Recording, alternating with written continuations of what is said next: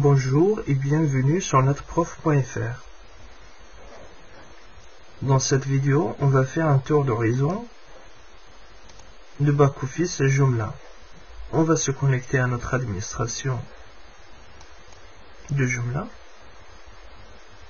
On est connecté. Arrivé à cette interface d'administration, vous allez voir l'onglet Site.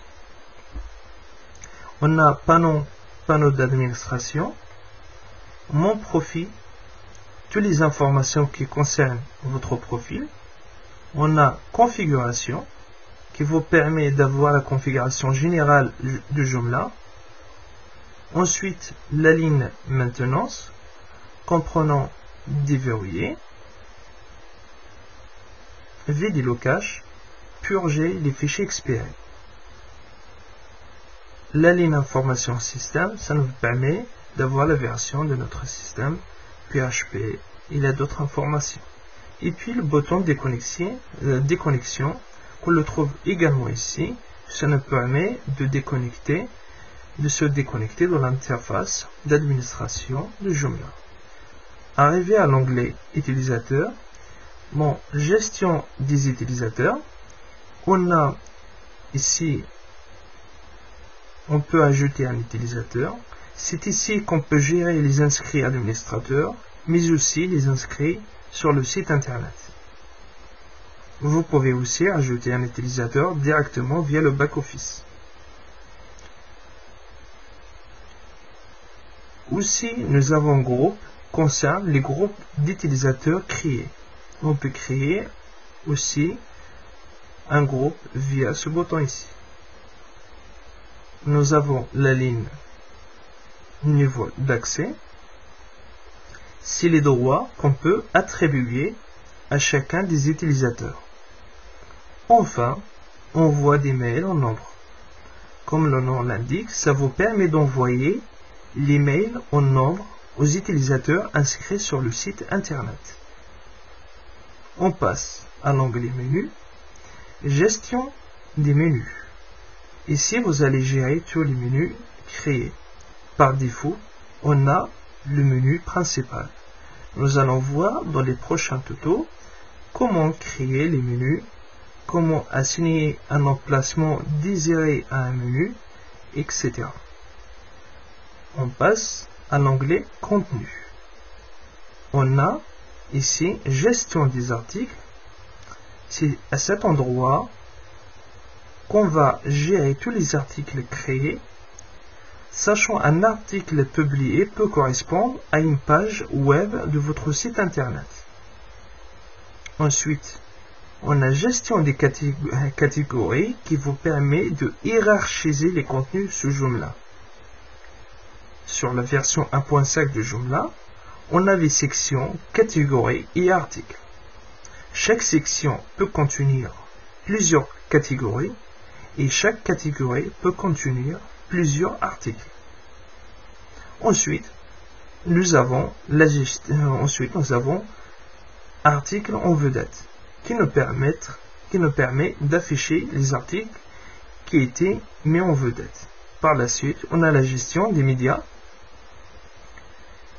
tout ce qui est images, vidéo, animation, flash, etc. On passe à l'onglet composants. On a le composant bannière. Le composant bannière, c'est pour les bannières, par exemple, de publicité. Nous allons voir dans mes prochains tutos comment mettre une publicité dans une bannière et lui choisir un emplacement. Comme vous constatez, on a bannière, catégorie, client, suivi. Ensuite, on a le composant contact qui vous permet de gérer les contacts créés via le formulaire du site internet.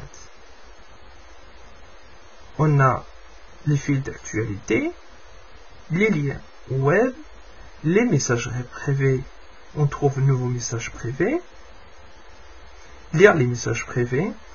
Ici, dans les messages privés, ça vous permet de gérer les messages entre les membres. Et puis on a recherche et la ligne redirection qui vous permet d'avoir les paramètres de rediriger une page vers une autre. On passe dans l'onglet Extensions. Ici, on a la gestion des extensions. C'est par ici qu'on peut installer, désinstaller des extensions Joomla, comme les templates, les grandes extensions, etc. Gestion des modules. Là, on peut gérer tous les modules, on peut créer les modules, on peut lui paramétrer le module qui soit affiché dans un emplacement, etc. La ligne gestion de plugins, on peut avoir tous les plugins qui étaient installés via le gestionnaire des extensions. Gestion des templates qui étaient installés via gestion des extensions. Et ensuite, gestion des langues. Enfin, l'onglet Aide. Aide Joomla, forum de support officiel. On a tout d'état de support d'aide via cet onglet-là. Forum joomla.fr, qu'on avait auparavant sur le site joomla.fr, le forum officiel français, la documentation wiki, et puis les liens utiles. On trouve ici quelques liens concernant les extensions, traduction Joomla, ressources Joomla, portail de la communauté, centre de sécurité, ressources de développeurs et puis boutique Joomla.